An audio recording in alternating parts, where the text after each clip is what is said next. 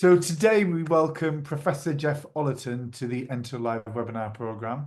And Jeff is going to be talking about biodiversity net gain and what the opportunities and possibly challenges are for insect pollinator conservation with this new policy that is being rolled out across England. So Jeff, can't wait to hear what you've got to say. Over to you. Thank you very much, Kieran. Thank you for the invitation and the opportunity to discuss this. So we're going to consider biodiversity net gain, but consider it from the perspective of a very particular group of insects, the pollinators. So let's begin by just sort of getting us all up to speed with biodiversity net gain, or BNG, and what it is, and perhaps more importantly, or just as importantly, what it isn't. From the beginning of this year, any planned development or change in land management has to be accompanied by a minimum 10% gain in biodiversity relative to what has been destroyed. Now, that gain can be delivered on-site or off-site, or via a newly developed statutory biodiversity credit scheme. The gain itself, the BNG gain itself, is going to be calculated using DEFRA's biodiversity metric, and the biodiversity gain plan has to be approved. And the resulting habitat must be protected and secured for at least 30 years. There'll be a national register of BNG delivery sites, so people will check on that. And from my perspective, and something I'm going to emphasize in this talk is that appropriate design and restoration and management of those habitats is absolutely critical to the success of BNG. You know, whether the aim is to support a wide range of wildlife, which will be the case for most BNG schemes, or whether it's to boost the numbers of a specific set of species, such as pollinating insects, that design, restoration, management of those habitats is absolutely critical. And just to really emphasize that BNG is not meant to be a replacement for existing legislation and policies. Those policies and the legal status of habitats and species go alongside BNG.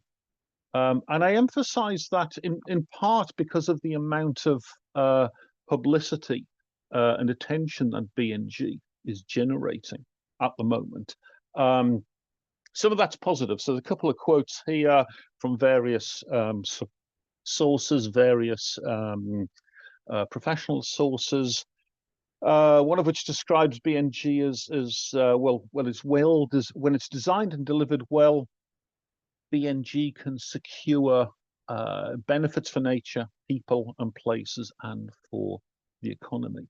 And another quote is that BNG is a game changer for health and well-being. And if you look on the right, that image on the right, what does BNG look like? This is from Natural England's recent brochure on BNG, came out earlier this year. As you can see, they have a very positive view of what BNG can achieve. Not all of the attention on BNG is positive, as anybody who uses social media will recognize. Some of it's very negative. So here's a couple of quotes along those lines. Biodiversity net gain is a lie, but most people without enough ecological knowledge cannot see this and are fooled by the lie.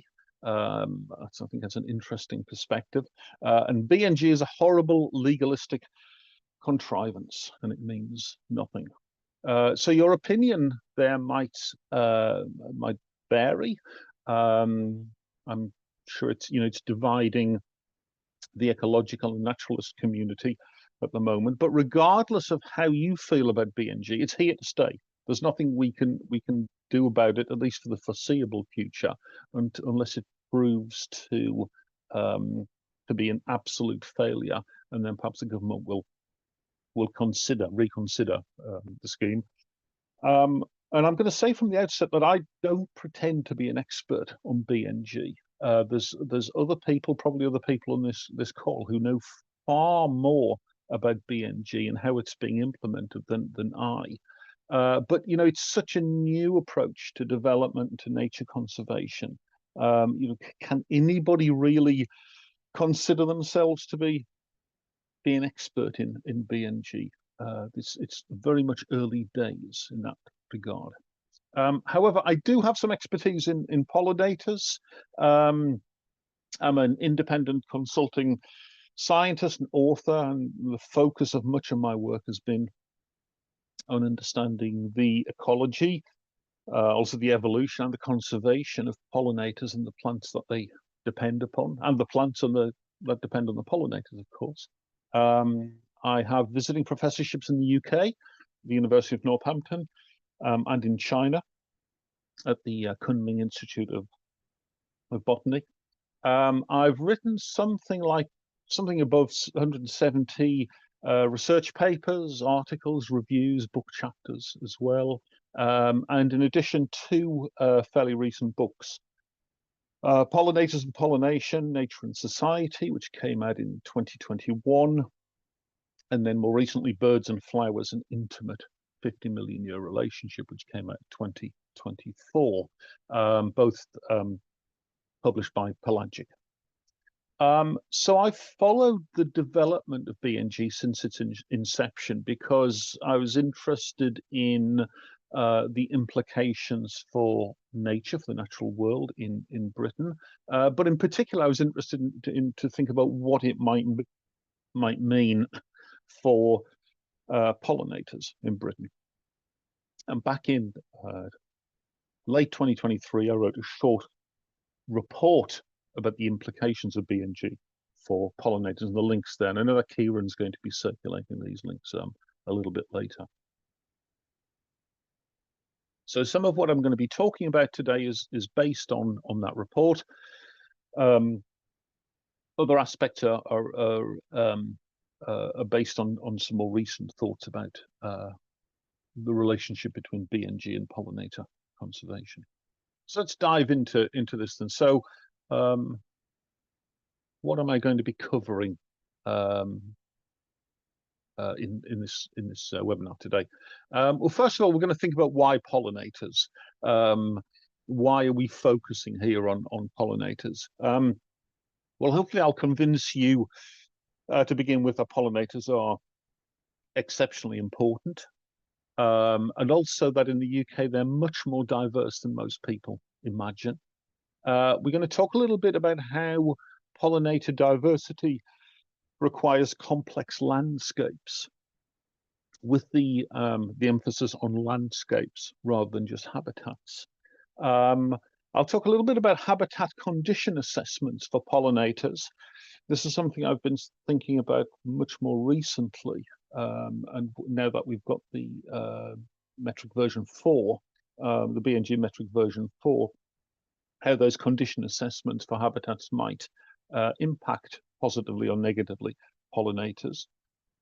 I'm going to focus on in the fifth part about the way in which BNG is a habitat-based metric, and there are good and bad aspects to that, and think about which habitats are important for pollinators, and then move on to think about the fact that, or just emphasize the fact that BNG doesn't value some habitats that we know are important for pollinators.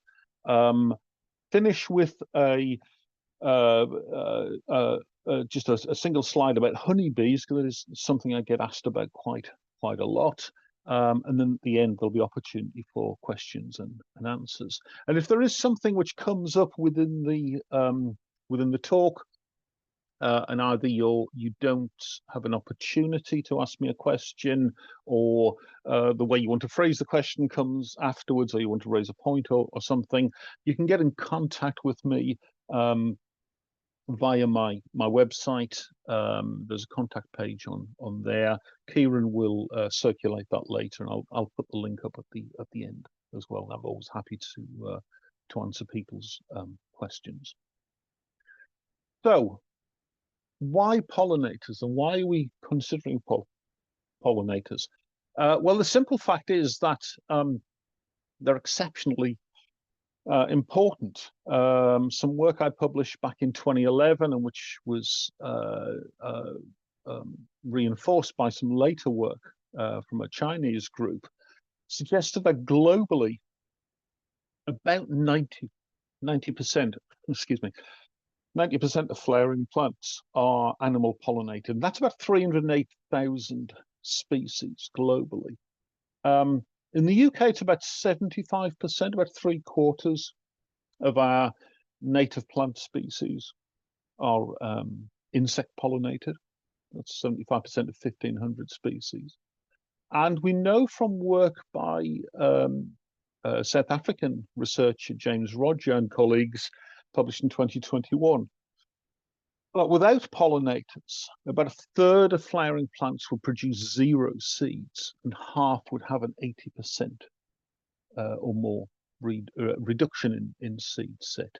And that has really important implications for long-term success of habitat restoration projects.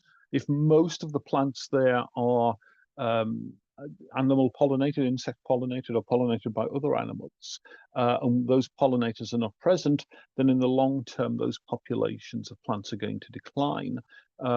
So too will the herbivores that depend upon the plants, and the birds that depend upon the seeds and the fruit being produced by those plants. So clearly, from that perspective, from just a perspective of biodiversity, plant-pollinator interactions are really, really important.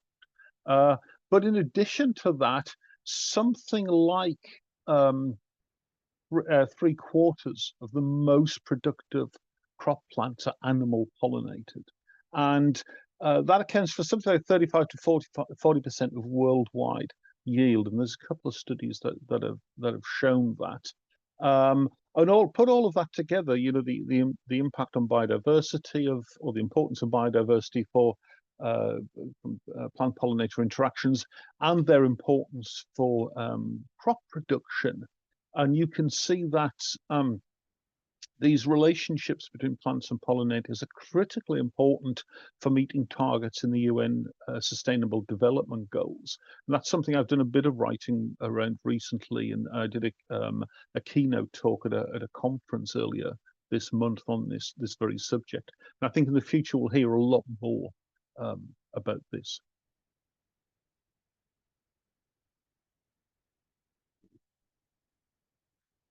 So in the UK, pollinators are really diverse, and I think more diverse than people really recognize. We have something like 270 species of bees, similar sort of number of hoverflies, about 270 species, around 60 species of butterflies, and about 800 species of larger moths, which act as pollinators, but actually some of the smaller moths do as well. And then we have hundreds and hundreds of species of flies and beetles and wasps and other groups that all act as pollinators too. How many species in total? Well, actually, we don't know. No one's ever done produced a definitive checklist. One thing we know for certain is that the official DEFRA figure of 1,500 species is far too low. We've pointed this out to DEFRA numerous times, but it still keeps getting quoted. No one really knows where that number came from.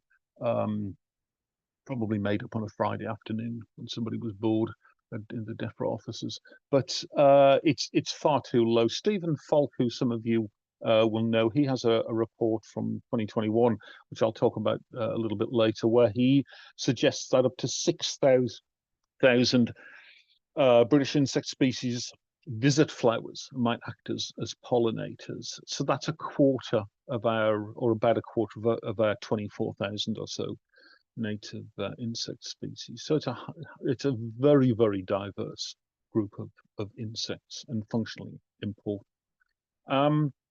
And these bees, the wasps, butterflies, moths, flies, beetles, they all have very diverse life histories, even within single groups, as I'll show in a moment, even if we just consider one group like the bumblebees, they have quite diverse life histories, and they live in a wide range of habitat and often require very different resources in order to sustain their populations into the future. So one of the things I developed in my first book, Pollinators and Pollination, Nature and Society, was this idea of a requirements of pollinators triangle, where you can divide the things that pollinators require for their to maintain their life cycles throughout the year broadly into 3 different components. And one of the reasons I did this was because so much of the advice around pollinator conservation was focused very much on flowers, and the kinds of flowers that were required for different types of pollinators in terms of specialists and generalists and their diversity and their phenology when in the years they flowered. But pollinators need more than just flowers. So one of the other vertices of this triangle relates to reproduction of those pollinators. And for some of those pollinators, that will refer to host plants. For example, some of the sawflies and the Lepidoptera, the butterflies and moths. It could refer to nesting sites, again, in the case of bumblebees and other kinds of bees, or specific kinds of microhabitats for other pollinators. You know, there are some hoverflies, for example, which will only lay their eggs on and allow their larvae to develop in semi-submerged wood. So really specific, quite specific microhabitats or specific soil types could be. And then the third aspect of this is what I term supplements, which could be additional food, and I'll show you some examples of that in a moment. Nesting materials or hibernation sites. That's another big one. This is a bit abstract at the moment, so let me just give you a few examples just to get a flavour of this. So, for example, one of our commonest bumblebees, buff-tailed bumblebee, needs a diversity of flowers throughout the year to maintain colonies, because these bees are active when the queens emerge from hibernation as early as late January, early February, depending upon the weather. They go through colony cycle, and then the new queens will still be active potentially into November if there hasn't been a frost prior to hibernation. So they need a diversity of flowers.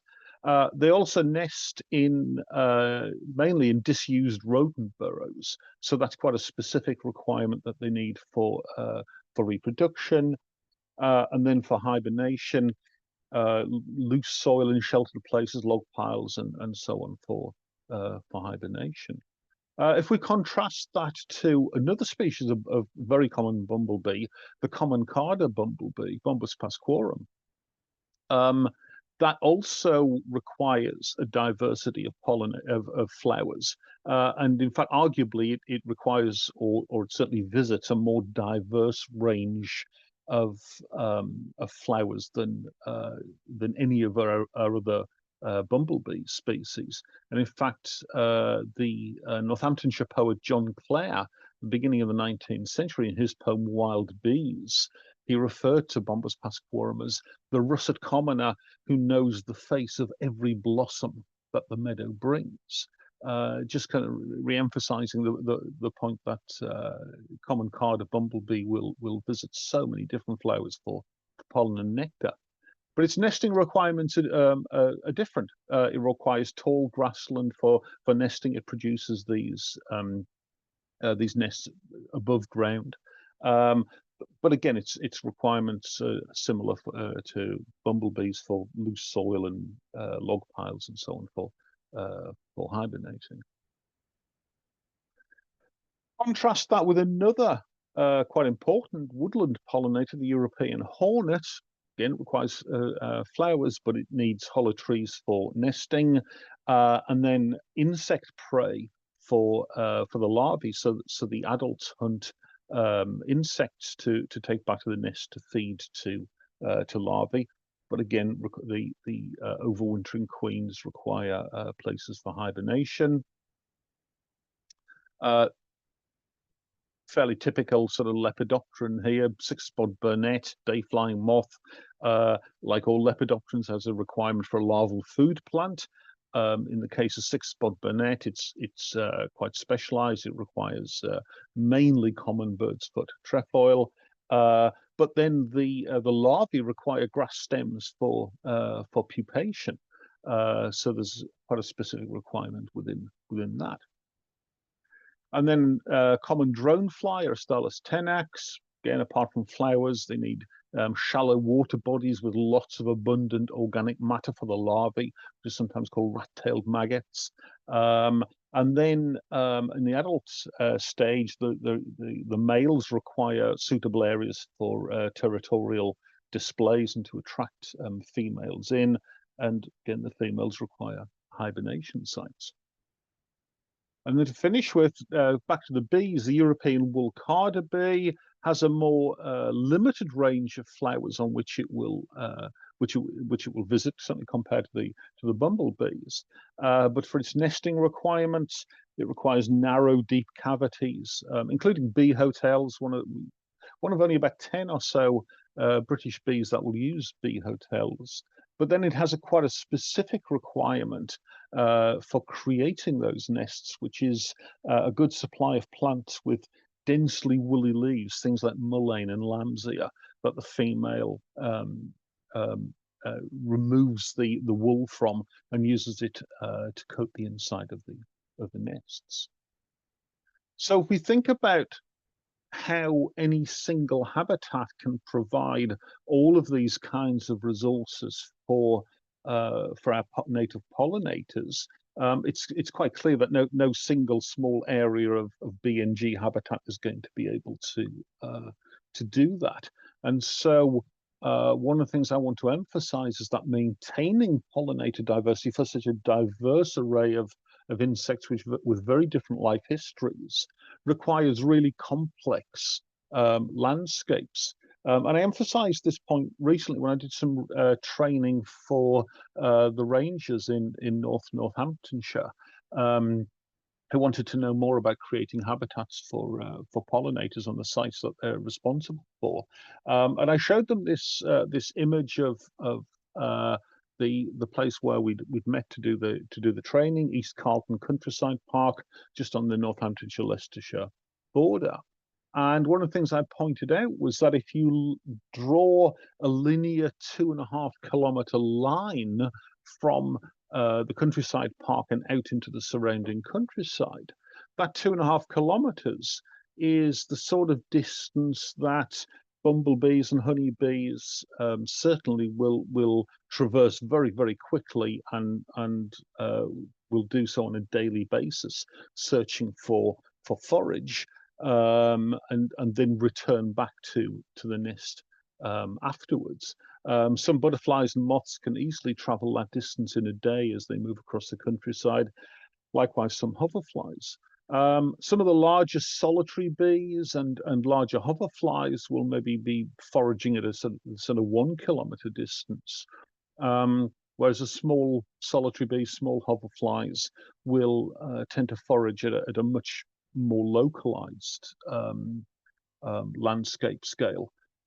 So having diverse landscapes at different scales, and to consider, for example, the placement of sites for BNG credits within the wider landscape, I think is really, really crucial for if we're going to consider supporting pollinator diversity across these landscapes. Let's dig a little bit more deeply into BNG then, having set that sort of background, that perspective.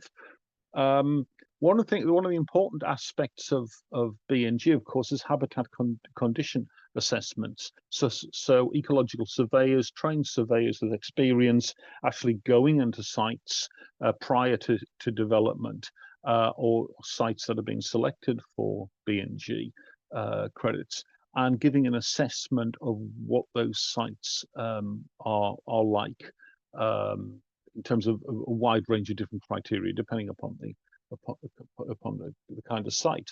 And in some cases, the condition assessments are not doing justice to the habitat, certainly from the perspective of pollinators. So just to give you one example here, as I mentioned before, species like bumblebees, buff-tailed bumblebees, and some of the early bumblebees, also some of the overwintering hoverflies and butterflies, can be active and on the wing from the beginning of February, late January, beginning of February, all the way through to late November. And so what they require is a continuity of flowers during that period. Now, UK hedgerows and woodland edge trees, shrubs, and woody climbers can provide that.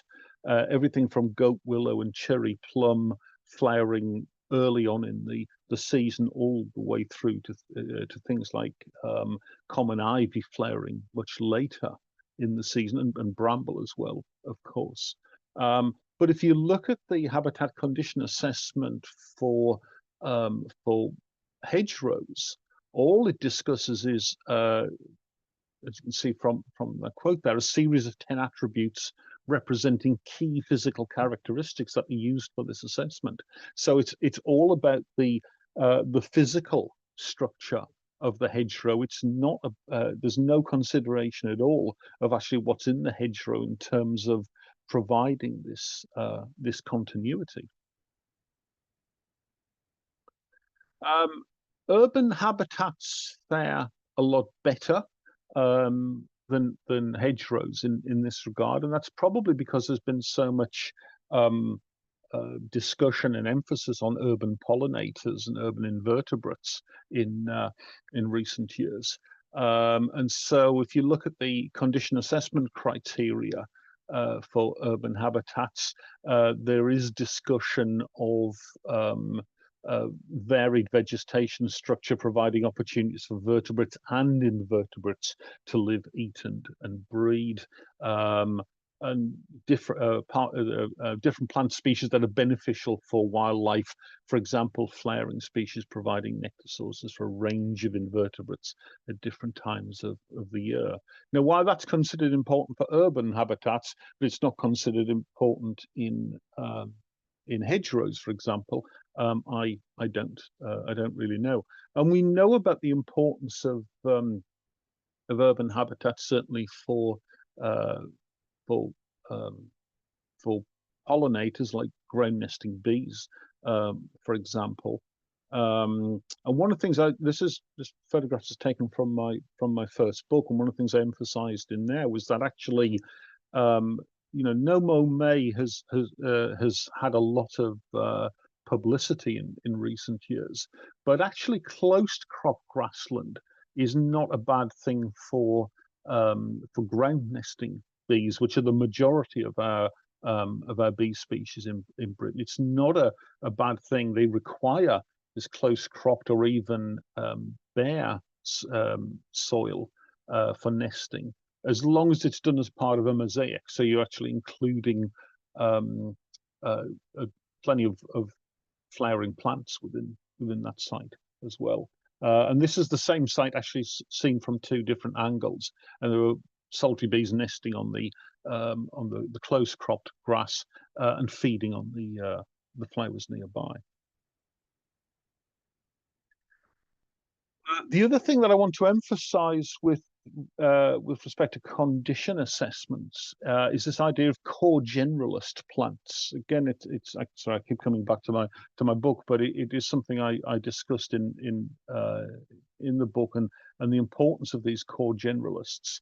And I define core generalists as being plants which support the pollinators of many other species of plants within a habitat.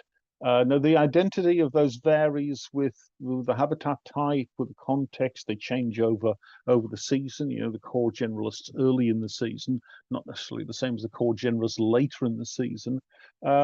But quite often, they're members of families like Asteraceae, the daisy family. Things like dandelions and thistles and knapweed. And there was a really interesting study by Nick Balfour and Francis Ratnick that came out in early 2022, which talked about the disproportionate value of weeds in inverted commas to pollinators and biodiversity. And this figure comes from that paper.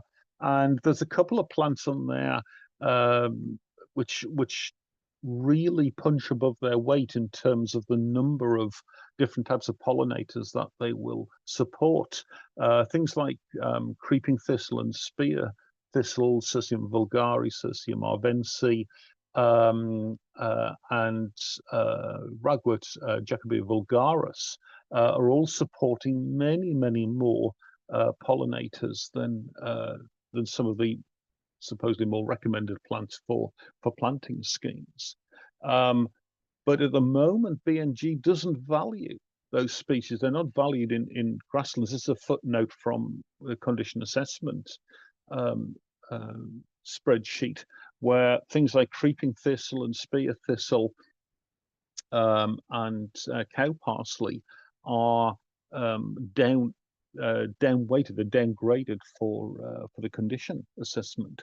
They're seen as undesirable within sites, which from a pollinator perspective makes absolutely no sense at all.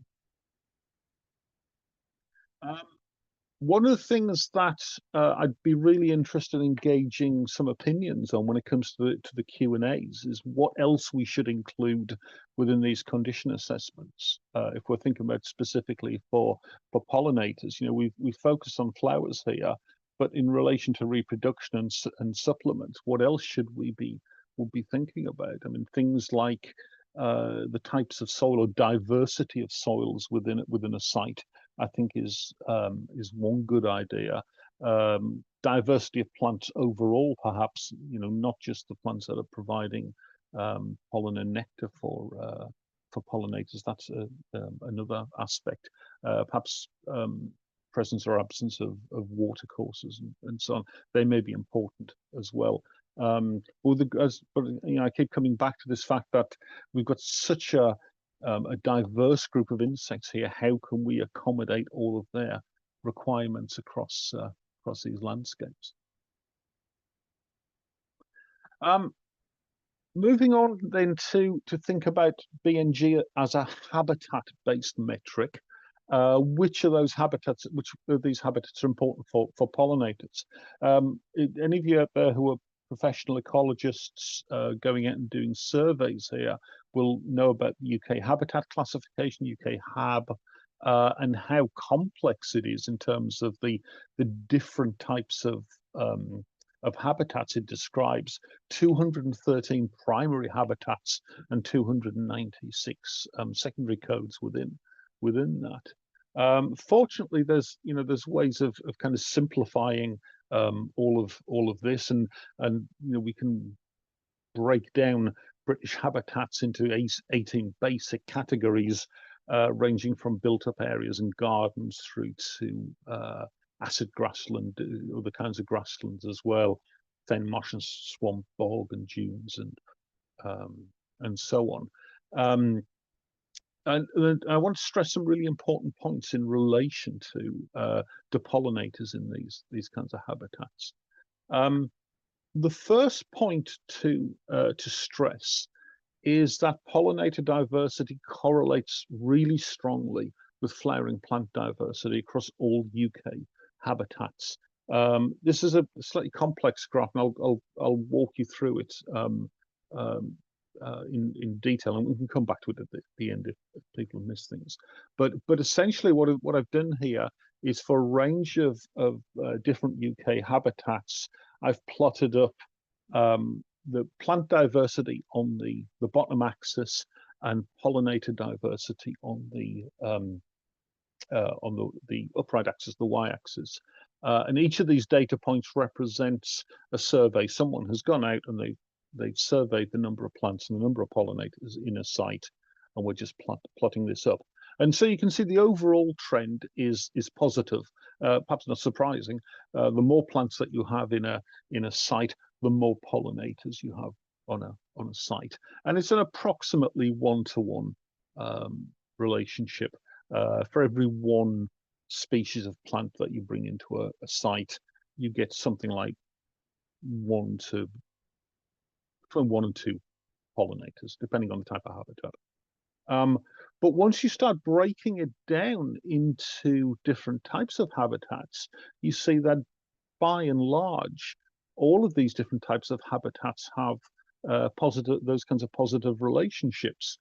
So gardens, as you can see there, is an especially strong relationship, but so too are woodlands. The more plants you have in a woodland, the greater the diversity of pollinators. So too grasslands, so too hedgerows. Interestingly, hedgerows, the relationship's weaker, but it's a much smaller data set. And this is part of a larger study I'm involved with at the moment, that we're doing this on a global scale, but this is just pulling out the UK data. So all British habitats can support some pollinators to some degree. And again, bearing in mind what I said about landscape scale, the importance of landscapes, considering a landscape scale, I wouldn't say that any of these habitats were any better than others. We've got to look at it on a site-by-site basis. However, correct management is absolutely key to these habitats, supporting pollinators. And this is some unpublished data. The graph on the right-hand side here, some unpublished data, which a former graduate student of mine collected some years ago now. And these are surveys of pollinator diversity in different sized woodlands in Northamptonshire. It's the Rockingham Forest area, if you know that part of Britain. And as you can see, again, the lower axis, the x-axis, woodland size in hectare, going from very, very small fragments up to much larger fragments, over 200 hectares in size. And on the y-axis, number of pollinators recorded within the survey. And again, not surprisingly, larger woodlands tend to support a greater diversity of pollinators. But something to focus on, those two data points that I've put an arrow next to, those two fragments of woodland are approximately the same size, but you can see one of those sites has really quite a high diversity of pollinators, much greater than we would consider for its size. The other site has actually no pollinators were recorded in that site at all. And the reason is very simple: management. The more diverse site was being actively managed for coppicing and for charcoal production. The site on the bottom had seen no management whatsoever for over 50 years. So even woodland sites, we can't just leave them to be completely unmanaged. Even if they're part of grazing or browsing schemes, as part of rewilding programs, they still need some kind of management. There are, just to emphasize though, there are some pollinators that are habitat specialists, and these certainly need to be taken into consideration when we're considering different kinds of habitats. For example, there are some dune and coastal specialists, insects in this country which you will only find in dune or coastal areas. Things like northern colites, which is a solitary bee, the long-combed spider thief, which is a kleptoparasitic spider hunting wasp.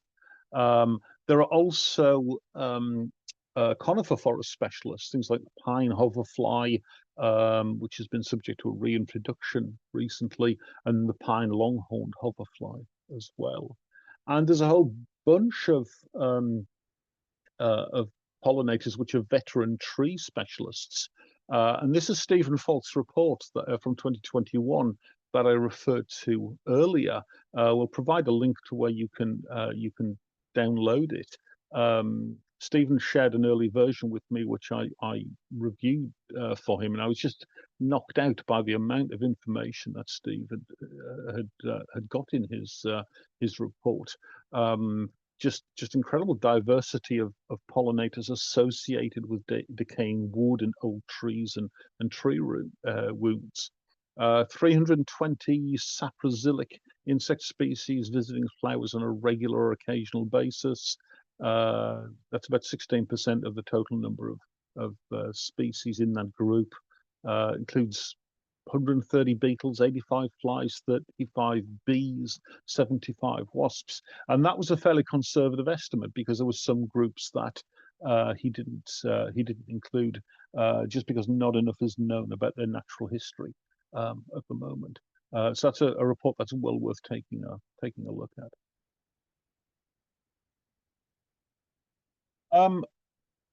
Something which has cropped up a number of times in social media and discussions and blog posts and so on is a set of habitats which BNG defines as being irreplaceable habitats, which DEFRA defines as being those that have a high biodiversity value and are so difficult to recreate that it would be impossible to achieve the requirement to increase biodiversity on top of no net loss.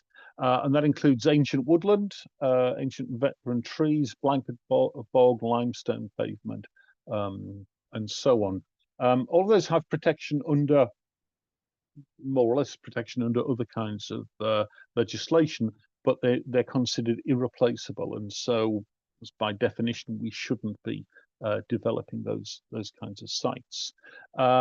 However, note there's an absence of any kind of grassland on those sites, and that's something that has been pointed out to DEFRA by numerous people.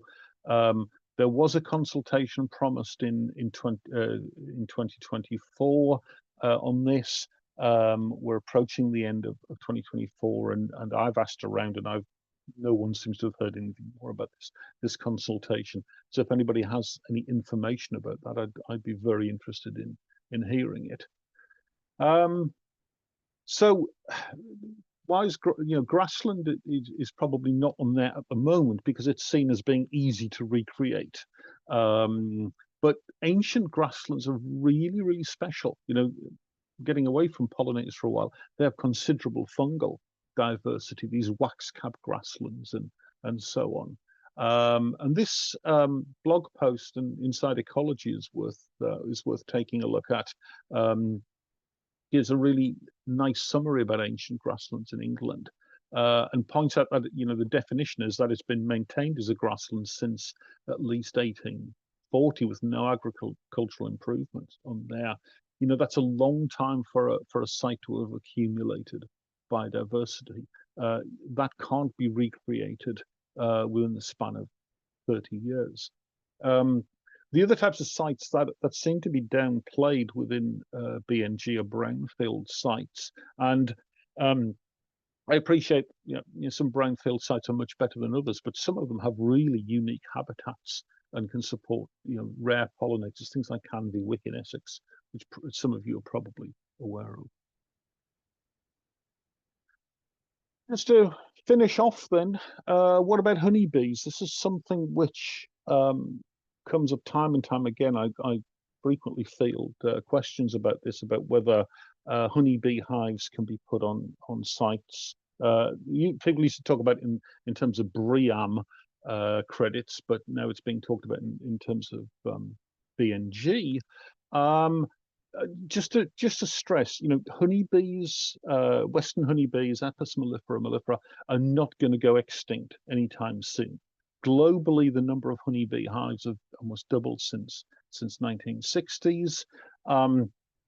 In the UK, the situation's much more complex, and the data actually is surprisingly sparse. I dissected this in the book, and I've updated it more recently. I'm due to put a blog post up about this with some of the latest data on there.